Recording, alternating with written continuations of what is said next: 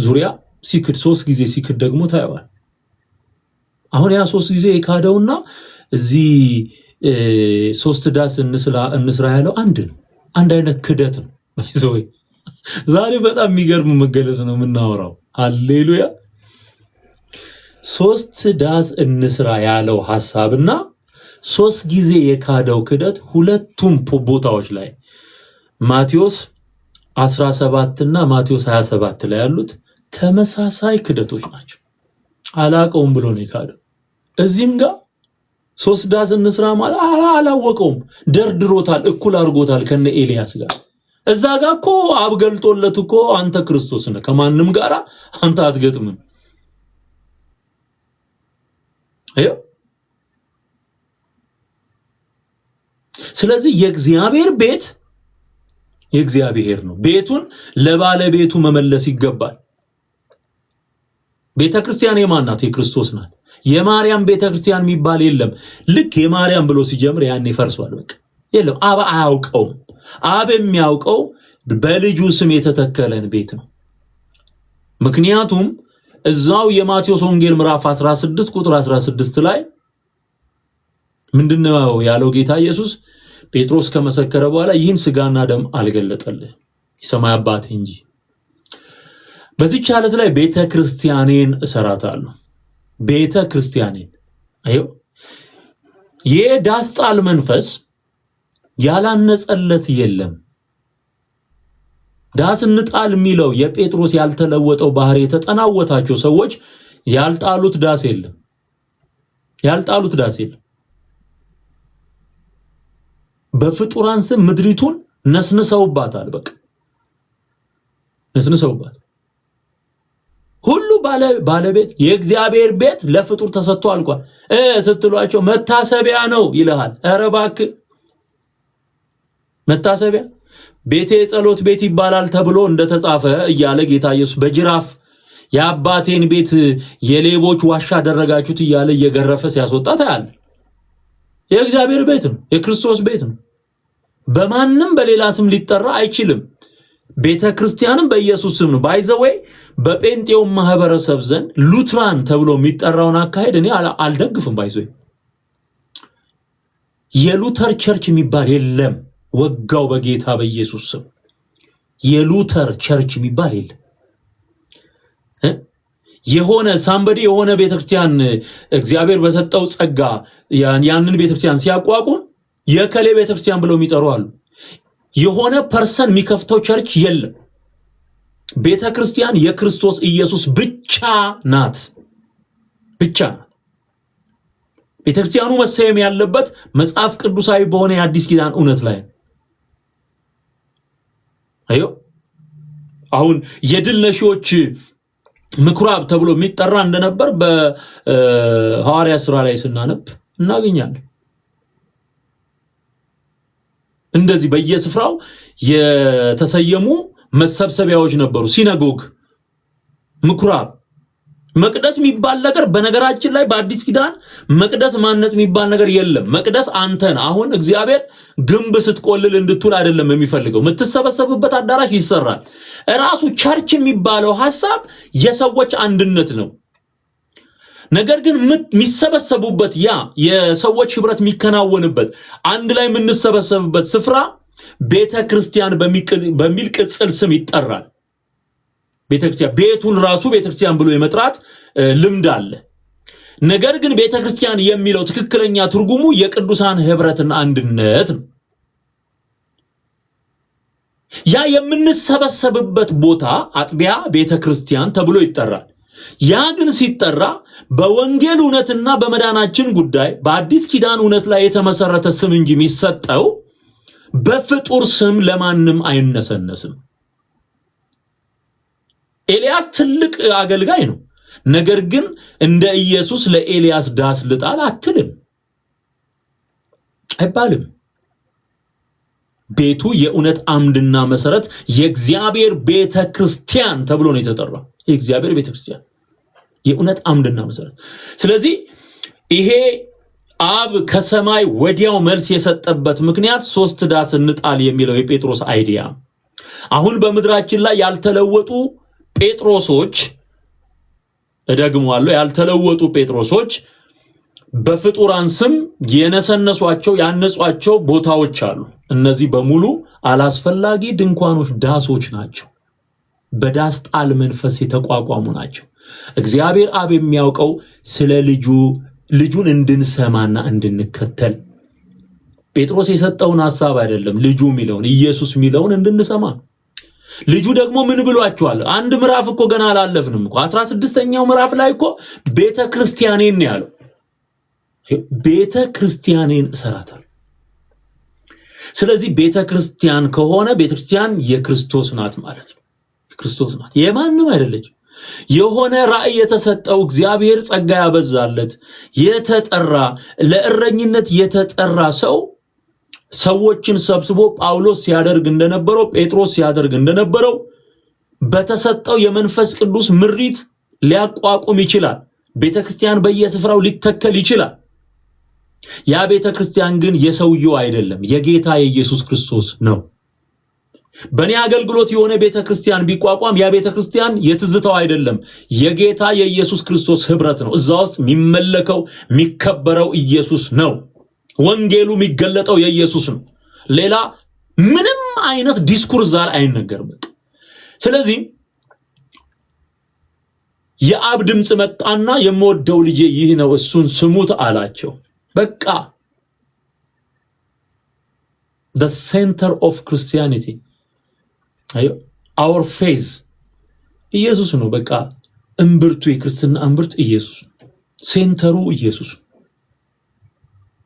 እንደዚህ እንደ ሰርክል ብታስበው መሃል ላይ ያለው ኢየሱስ፣ ሁሉም ወደ ኢየሱስ ነው የሚያየው። ሁሉም ወደ ኢየሱስ ነው የሚያየው።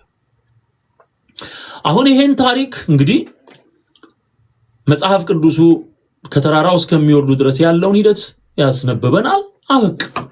ከተራራው ወረዱ። ኢየሱስን በሌላ ዳይሜንሽን ተረዱት። እስካሁን እየተከተሉት ያሉት ሰው መምህር ብለው የሚከተሉት መምህር ብቻ እንዳልሆነ መለኮት እንደሆነ አምላክ እንደሆነ የአብ ልጅ እንደሆነ በመገለጥም ይሁን በማየትም እየተረዱ መጡ። አሁን ታሪኩ እዚህ ጋር በቃ እኛም ራሱ ስናነበው ብዙ የሚከሰቱልን ነገሮች አሉ። አሁን እቺን ታሪክ ይወስድና በዚህ በነሐሴ ቀን ይልና 13 በቃ ዳቦ ይዞ ይመጣል። አለቀ።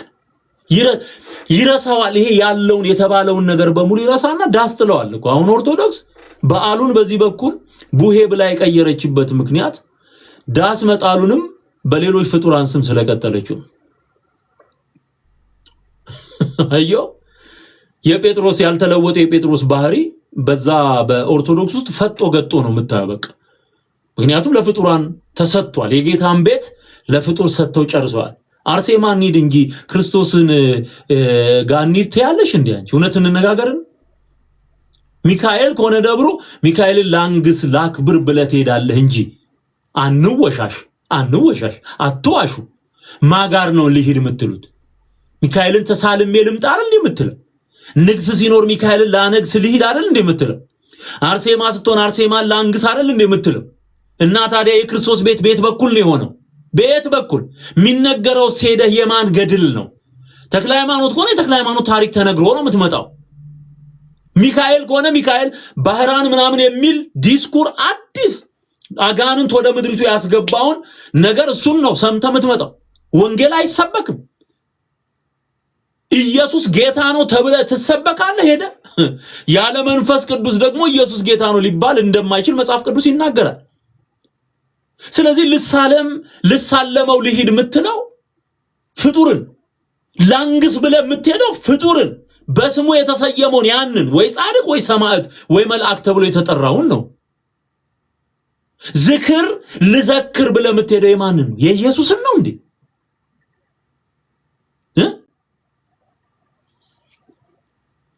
ጸበል ጸበል ልጠጣ ብለህ የማንን ጸበል ልጠጣ ብለህ ነው የምትሄደው? ማንን ነው የምታታልለው? እኛን ነው ራስህን ነው እንዴ?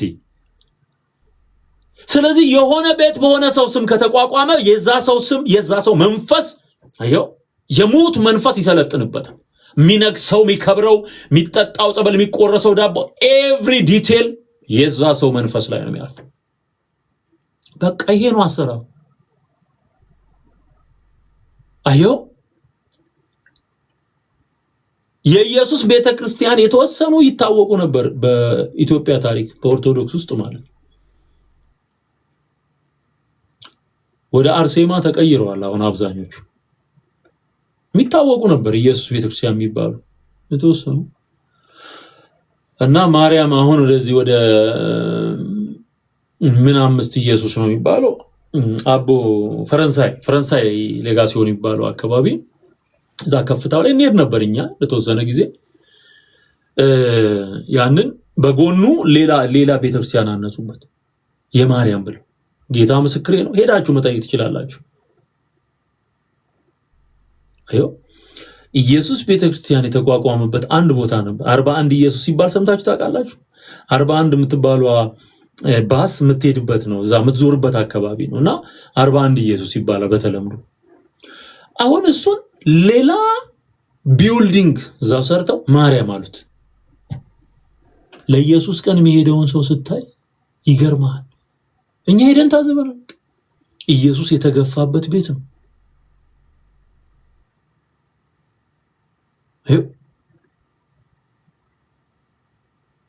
እና አሁን ይሄን ስትመለከት አርሴማ አሁን እንደ ጎንደር ታሪካዊ የኢየሱስ ደብር ነበር ጎንደር ውስጥ፣ ወደ አርሴማነት ተቀየረ።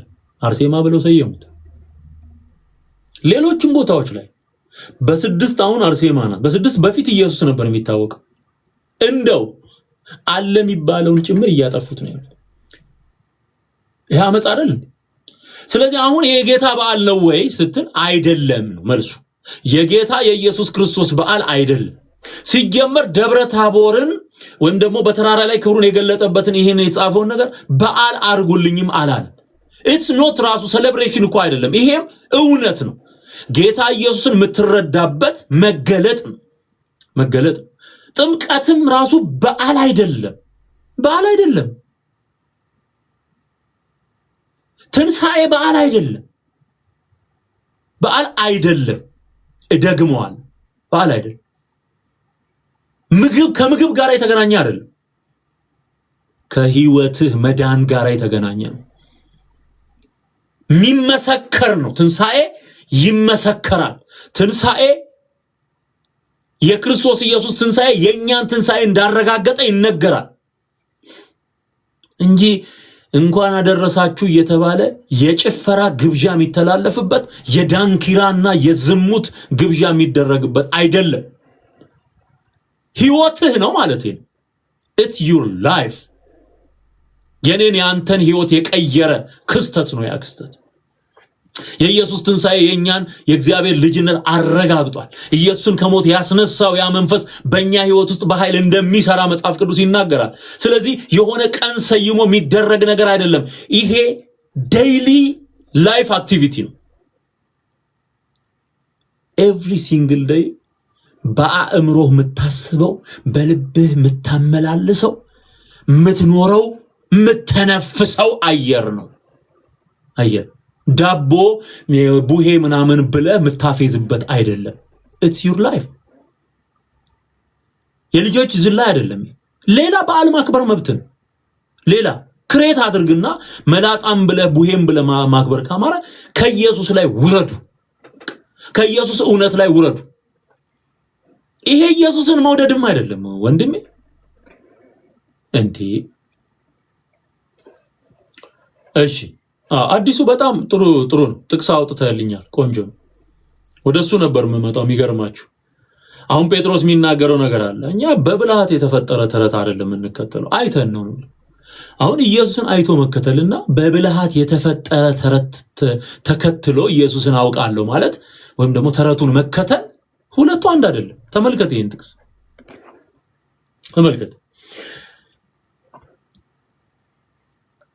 የእርሱን ግርማ አይተን እንጂ ቁጥር 16ን ተመልከቱ። ሁለተኛ ጴጥሮስ ምዕራፍ 1 ቁጥር 16 የእርሱን ግርማ አይተን እንጂ በብልሃት የተፈጠረውን ተረት ሳንከተል የጌታችንን የኢየሱስ ክርስቶስን ኃይልና መምጣት አስታወቅናችሁ። አይተን ነው እያስታወቅናችሁ ያለ ነው አለ። አይተን ነው አዮ ግርማ የእርሱን ግርማ አይተን ከአብ ዘንድ ያ ምስክርነት ሲመጣ ሰምተን አለ። ሰምተን አይተን ሰምተን ነው ምንጽፍላችሁ። ይሄ ምን ነግራችሁ እውነት ነው፣ የምትኖሩበት እውነት ነው።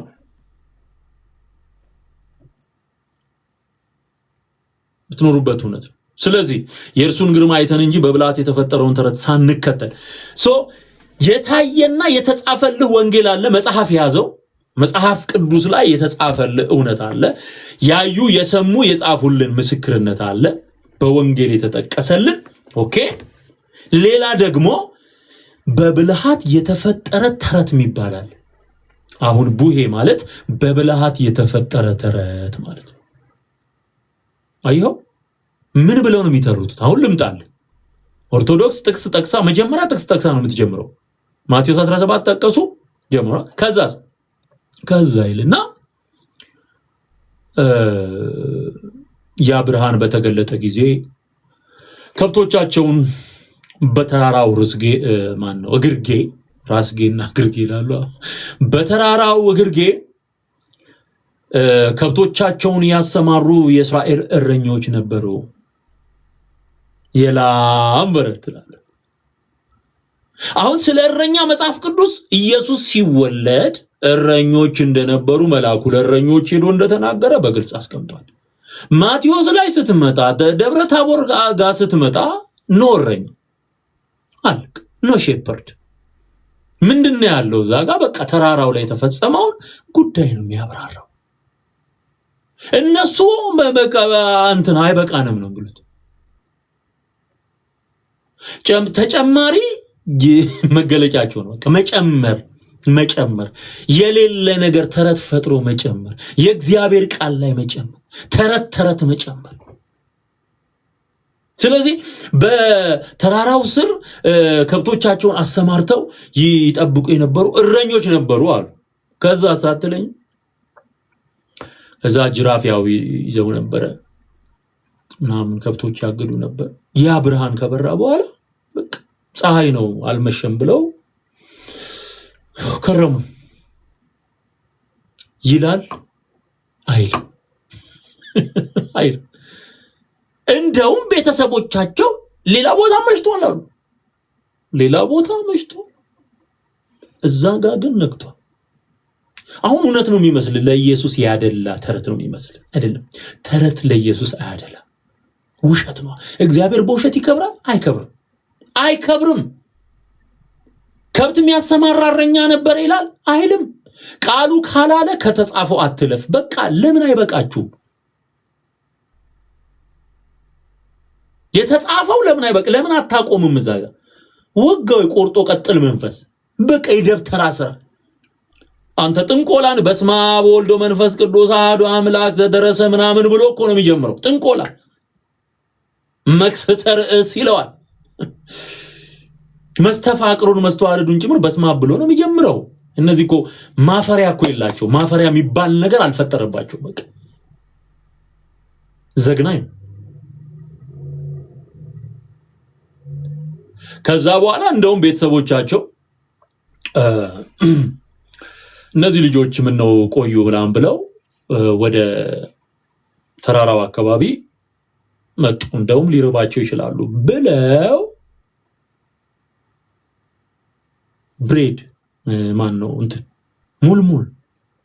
ሙልሙል ዳቦ ይዘው እነዚህ ልጆች ምን ገጥሟቸው ነው ብለው ዳቦ ተሸክመው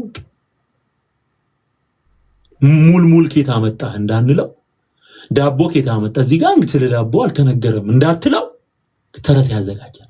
ቄስ ስራ። አንተ እኮ ቄስ እኮ ተንኮለኛ እኮ ነው። ተንኮለኞች ናቸው እኮ።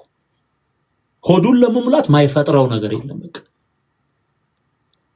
ዳቦ ኬታ መጣ እንዳትለው እረኞቹን ለመጠየቅ ቤተሰብ ሲመጣ ይዞ ዛሬ ወለተ ማርያም ይሄ ይዘሽ የመጣሽው ዳቦ እነዛ ወላጆች ለልጆቻቸው ተሸክመው የመጡት ዳቦ ነው፣ ሙልሙል ነው። እኛ እንደ እረኞቹ ነን። ተሰብስበን ቤተክርስቲያን ስንጠብቃችሁ እናንተ ዳቦ ይዛችሁ ትመጣላችሁ። አብረን በዓሉን እናከብራለን ይላል፣ ይቀልድበታል። በቃ ወለተ ማርያምም ደስ ብሏት መጽሐፍ ቅዱስ የተጠቀሰ ነው የሚመስላት። የዳቦ ፖለቲካ እንደሆነ አላወቀችውም። በቃ የሌላትን አራግፋ ዱቄቷን ጋግራምን ብላ ይዛ መጣ። ለነሱ ይሄን ማይሞላ ገደል በቃ ሰጥታ ተመለሳል። ጸድቃ የተመለሰች ነው ይመስላት። አንዳንዶቹ እዚህ ስር ክንፍ የበቀለ እስኪመስላቸው ድረስ አሞግሰው ዘምረውላቸው ምን ብለው ይሄዳሉ። ይሄው የዳቦ ፖለቲካ ምን አመጣው? እዚህ ጋር እረኛ ጅራፍ ምን አመጣው እንዳትል በቃ ለእያንዳንዱ ተረት አዘጋጅተዋል። እንደ ሄሮዳስ የሚባለው እኮ ከዚህ በፊት አቅርቤላችኋለሁ። ሆያ ሆዬ መጽሐፍ ቅዱሳዊ ነው። ሆያ ሆይ እንትን እኮ ትንፋሽ እኮ ነው የሚያጥርህ። የእነሱን ተረት ሰማ አንዳንድ ጊዜ ትንፋሽ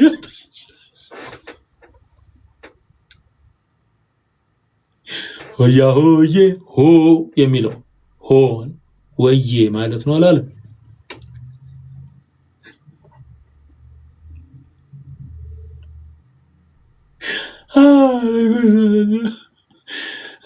እዛ ማዶ ጭስ ይጨሳል ማለት አለ።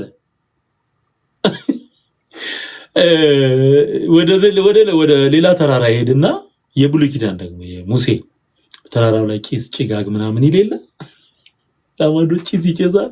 እሱ አጋፋሪ ደግስ አጋፋሪው ቅዱስ ሚካኤል ነው አላለም።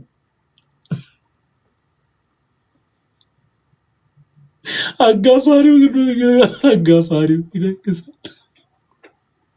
ያቺን ድግስ ውጪ አለ። ያቺን ድግስ ውጪ ማለት እስራኤል በምድረ በዳ የመን መና ተሰጥቷቸው መና ውጠው አላለም።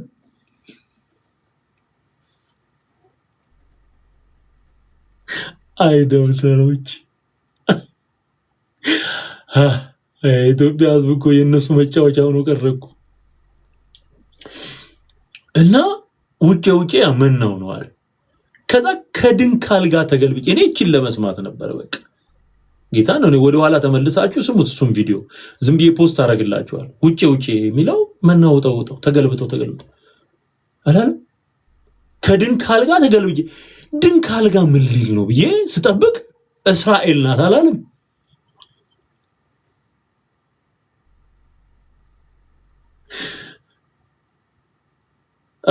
ድንካል ጋር ነው እንጂ ከድንካል ጋር ተገልብጬ ማለት እስራኤል ሲገቡ ማለት ነው። እስራኤል ናት ድንካል ጋር አለ።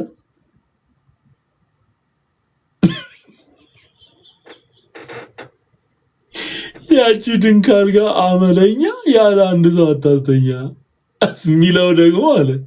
አንተ እኮ ወይኔ እንደ ጅል እኮ ነው የሚያስቁኝ፣ እንደ ጅል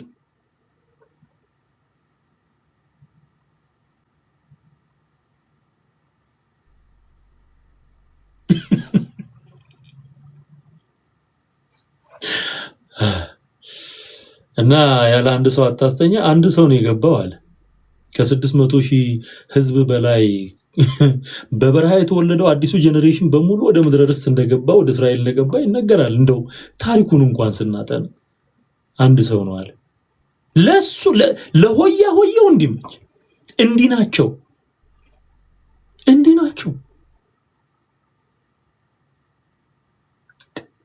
ይቀጥላል። ቆርጦ ቀጥል እና አሁን ማርያምንም አሁን ኢትዮጵያ ውስጥ የምታያት ማርያም እኮ ሌላ እኮ ናት።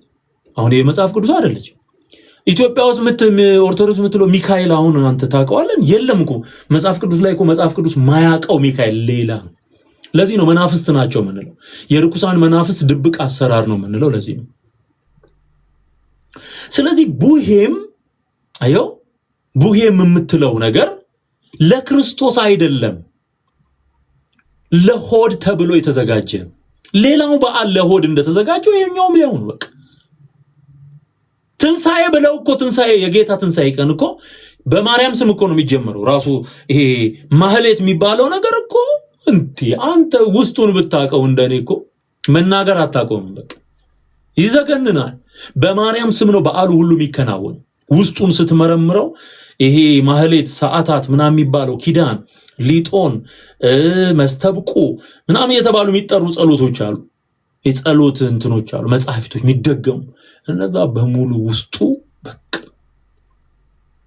የሌለ ሐሰት ተረት የተጠቀጠቀበት። ስለዚህ የዳቦ ፖለቲካ ነው ብትለው በቀላሉ እሱ ይገልጠዋል ማለት ነው። የጌታ ኢየሱስ ክርስቶስ እንዲሆን ለእግዚአብሔር ክብር የሚያመጣ ቀን እንኳን ብለው ካሰቡ በትክክለኛው መንገድ ወንጌል የሚነገርበት ነው መሆን ያለበት። አለቀ። ዳቦን እናንተን ጅራፍን ምንን ይዘ በቃ ተወሱ። እዛ እረኛ ይተኩስ ጅራፍን ከሆነ ምን ያደርግልናል? ስለዚህ ምድሪቱን ያጎሳቆለ ተረት ከዛ ነው ፈልቆ ያዳረሰው ማለት ነው። አሁን እኔ ዛሬ ልነግራችሁ ከዚህ የተነሳ ዛሬ ልነግራችሁ የምፈልገው እሳት ያነዳሉ። እሳት ለምን ይነዳል ሲባል በተረቱ መሰረት ስለበረዳቸው እነዚህ እረኞች እሳት አንድደው ነበር ምናምን ይላሉ። እና ደግሞ ባንቺ የህይወት መለወጥ ነው፣ በኔ የህይወት መለወጥ ነው። ብርሃን የኢየሱስ ብርሃን በእኛ ውስጥ ሲበራ እኛ የብርሃን ልጆች እንሆናለን። የብርሃን ልጆች እንሆናለን። ኦኬ። ስለዚህ ችቦ የሚያበሩት ልጆቹ ተሰብስበው ያበሩት ችቦ ነው የመጀመሪያው ዲስኩሩ ማለት ተረቱ የለም እኮ ነው። ከዛ ደግሞ አይማ የለም ስትሏቸው ያን ብርሃን ደግሞ ለመግለጥ ይሆናል ይላል። ኢየሱስ በተራራ ላይ የበራው ብርሃን ለመግለጥ አንተ ጭራሮና የኢየሱስ ምን አንዳደረገው እዚህ አመድ የሚሆን እዚህ የሚጠፋ ነገር እዚህ ምድር ላይ አንድ ደሃው ቤንዚል አርከፍክፋችሁ የምታነዱት ነገር አመድ የሚሆን እሱና የኢየሱስ የማይጠፋ የዘላለም ክብርና ብርሃን ሐዋርያቱ አምነው እንዲቀሩ ያደረጋቸው ያ ብርሃን ካንተ ጭራሮ ጋር ምን አገናኘው? ከኦርቶዶክስ ጭራሮ ጋር ምን አገናኘው? ምንም ይገናኝ ነገር የለውም። የኢየሱስ ብርሃንነት አንተ ማንነት ውስጥ እንዲበራና አንተ ራስህ ወደ ብርሃንነት እንድትቀየር ለጨለማው ዓለም የክርስቶስን ብርሃን የምታበራ የክብሩ መገለጫና መንጸባረቂያ እንድትሆን ነው እግዚአብሔር የሚፈልገው። እሳትህንና ጭራሮህን አይደለም። በእግዚአብሔር አጀንዳ ውስጥ ያንተ ጭራሮ የለም። እናንተ የዓለም ብርሃን ናችሁ ሲል ጌታ ኢየሱስ ደቀ መዛሙርቱን የኢየሱስን ብርሃንነት ተረድተው ይሄ የተገለጠው የኢየሱስ ብርሃን ገብቷቸው ተገልጦላቸው አምነውበት ለሌሎች መዳን ምክንያት ሲሆኑ የትንሣኤውን ነገር ሲያውጁ እነሱ ብርሃን ሆነዋል። አየው ህዳር ሲታጠን እንዳልከው ህዳር ቆሻሻ ሰብስበ ማቃጠል ትችላለህ። በዚህ ቀን ቆሻሻ ሰብስቦ ማቃጠል። ያንተ ጭራሮ ግን የጌታን ብርሃን አይወክልም። there is no way no አዲስ ኪዳን በመንፈስ የምንመራበት በመንፈስ የምናመልክበት ዘመን ነው። ቁሳዊ ነገር እያነደድክ ምናምን አመድ የሚሆን ነገር እሱን ለሌላ መቀጸል አይቻልም። አንተ መቼ ነው ብርሃን የምትሆነው? የእግዚአብሔር እሳት አንተን ራሱ መቼ ነው የሚያገኝ ነው። አሁን ስለዚህ እሳት ነው እንድንነጋገር የምፈልገው። ሌላውን ነገር ከዚህ በፊት በጣም በሰፊው ስንነጋገርበት ቆይተናል። የሳቅንባቸው ነገሮች አሉ። ዋናው ጉዳይ ግን የእግዚአብሔር እሳት አንተን የሚያገኝ መቼ ነው? እስከ መቼ ጭራሮ ያነደድክ ትኖራለህ? እስከ መቼ ችቦ እየለኮስክ ትኖራለህ? እስከ መቼ መስቀል አድርገህ ላይ ያቃጠልክ ትኖራለህ? መቼ ነው አንተ የእግዚአብሔር እሳት የሚያገኝ? መቼ ነው የመዳን እሳት የሚያገኝ? የሚያድን እሳት የሚያገኝ? ሃሌሉያ። ስለዚህ እሳት ነው ዛሬ የምንነጋገረው። ይህ እሳት በተለያዩ አገላለጦች መግለጫዎች መጽሐፍ ቅዱስ ላይ ሰፍሮ እናየዋለን። እሳት ከፍርድ ጋር ተያይዞ ተገልጦ እናያለን። እሳት ከመንፈስ ቅዱስ ጋር ተያይዞ ተገልጦ እናያለን። እሳት ከእግዚአብሔር ቃል ከወንጌል ጋር ተያይዞ ተገልጦ እናገኘዋለን። በተለይ እነዚህን ሶስቱን ነገሮች እንድታስተውሉ ፈልጋለሁ። ዋናው መፈልገው ግን ሶስተኛው እንዲያገኛችሁ። የመጀመሪያው ከፍርድ ጋር የተያያዘ ነው። ጌታ ኢየሱስ እሳት ልጥል መጣው፣ ከነደደች ምን እፈልጋለሁ አለ። ከነደደች ምን እፈልጋለሁ? ምን ልጥል መጣው? በምድር ላይ እሳት ልጥል መጣው አለ። ይሄ አሁን ክርስቶስ ኢየሱስ በመገለጡ በእርሱ ያመኑት እንደሚድኑ በእርሱ ያላመኑት እንደሚፈረድባቸው እየተናገረ ነው። ከዚህ ቀጥሎ ያለውን ሙሉ ምዕራፉን ስትመለከቱ ፍርድ አመልካች እንደሆነ እንረዳለን። ጌታ ኢየሱስ የጣለው እሳት ወንጌል የእግዚአብሔር ቃል ጭምር የነደደው እሳት በምድር ላይ በኢየሱስ መምጣት የተሰበከ ወንጌል አዲስ ትምህርት እየተባለ የተጠራው እና ይሄ ሉቃስ ምዕራፍ 12 ቁጥር 49 ላይ በምድር ላይ እሳት ልጥል መጣ፣ አሁንም የነደደ ከሆነ ዘንድ ምን እፈልጋለሁ? አሁን ኢየሱስ የመዳናችንም የመጥፋታችንም ምክንያት ነው። የማሰናከያ አለት ተብሏል አይደለ? በሱ የሚያምን አያፍርም፣ በጽዮን አለት አኖራለሁ ተብሎም ተጽፏል። ስለዚህ ለመታነጽም ለመፍረስም ምክንያት የሆነ አለት ኢየሱስ የሚወድቅበትም ይጨፈልቀዋል፣ የሚወድቅበትም ይፈጠፈጥበታል የተባለ ቤት የምታንጽበት አለት ነው። ቤትህን በአለት ላይ ከመሰረትክ በኢየሱስ ላይ ባለ እምነት ቤትን ከሰራህ ንፋስ ማይጥለው ቤት ይሆናል። በድቡሽትና በአሸዋ ላይ ከጣልከው እንዲህ ባለ ተረተረትና መሰረተ ቢስ የሆነ የደብተራ ድርሰት ላይ እምነትን ከመሰረትከው ትወድቃለህ። ቤትህ በነፋስና በውሃ በማዕበል ተገፍቶ ይወድቃል። ስለዚህ ኢየሱስ ክርስቶስ ለማመንና ለመዳን ምክንያታችን ነው። ካላመንነውና ካልተከተልነው ለዘላለም ፍርድ ምክንያት ነው የሚሆነው። ስለዚህ ምትድነው ወይም ደግሞ የሚፈረድብህ በማን ምክንያት ብቻ ነው? ኢየሱስ ምክንያት ነው። ትልቁ ኃጢአት በኢየሱስ አለማመን ነው። ሌላው ቀጥሎም ይመጣል። ካላመንክ፣ በክርስቶስ ካላመን፣ ጌታን ካልተቀበልክ የሲኦል ራት ነህ። አይሆነ ቴል ዩ ዘ ትሩዝ መጥፊያህን ነው የወሰንከው ማለት ነው። አሜን ነው። ክብር ለእግዚአብሔር ይሁን። ስለዚህ እሳት ልጥል መጣ። ኢየሱስ የመዳናችንም የመጥፋታችንም ምክንያት ነው። በእርሱ የሚያምን ከቶ አያፍርም ተብሎ ተጽፏል። በክርስቶስ ኢየሱስ ስም ስላላመነ አሁን ተፈርዶበታል ብሎ ደግሞ ዮሐንስ ወንጌል ምዕራፍ 3 ቁጥር 18 ላይ በክርስቶስ ኢየሱስ አለማመን እንደሚያስፈርድብን ተነግሯል። ኦኬ፣ ሁለተኛው ጉዳይ ቃሉ ነው። የእግዚአብሔር ቃል እሳት ተብሎ ተጠርቷል ወይም በእሳት ተመስሏል። አሁን አንተ የምታነደውን ችቦና ጭራሮ ወደ ትክክለኛው እሳት እንድትመጣ እየነገርኩ ነው። ፍርድ እንዳለብህ ነግሬሃለሁ። ሁለተኛ የእግዚአብሔር ቃል ነው በአንተ ቤት በአንተ ህይወት ሊቀጣጠል የሚገባው እሳት። ሃሌሉያ! የእግዚአብሔር ቃል የሚንቦገቦግበት ቤት፣ የእግዚአብሔር ቃል የሚንበለበልበት አንደበት የእግዚአብሔርን ቃል ይተፋል። አንደበት ሃሌሉያ! ኢየሱስ ጌታ ነው። እስቲ ማርቆስ ማን ነው? ይቅርታ፣ በብሉይ ኪዳን ኤርሚያስ የተናገረው አንድ ቃል ትዝ አለኝ። ኤርሚያስ 23 ቁጥር 29 ጥቅሶቹን አውጡልኝ። ኤርሚያስ ምዕራፍ 29 ላይ እንደዚህ የሚል ቃል እናገኝ። ማን ነው? 23 ቁጥር 29 ትንቢተ ኤርሚያስ ምዕራፍ 23 ቁጥር 29 ምን ይላል? በውኑ ቃሌ እንደ እሳት ድንጋዩንም እንደሚያደቅ መዶሻ አይደለችምን? ይላል እግዚአብሔር። ማን ነው ይህንን የሚለው? እግዚአብሔር። አሁን አንተ ከጭራሮ ወጥተህ ይሄንን እሳት ተብሎ የተጠራውን የእግዚአብሔርን ቃል ካልተከተልክ፣ ቃሉ ካልመራህ፣ በቃሉ ካልኖርክ ያንተ ጭራሮ ለእግዚአብሔር ምኑ ነው? ምኑ ነው? እንዴ! ከጭራሮ ውጣ፣ ወደ ጌታ ቃልና ወደ እግዚአብሔር ቃልና። ገለባ የሆነውን ተረት አንድዶ አመድ የሚያደርግ የእግዚአብሔር ቃል እሳት ነው። እሳት ሶምሶም ትዝ ይላችኋል። 300 ቀበሮችን የያዘ ይላል። 300 ቀበሮችን ይዞ በጣም ከባድ ነው 300 ቀበሮ መያዝ አይደል?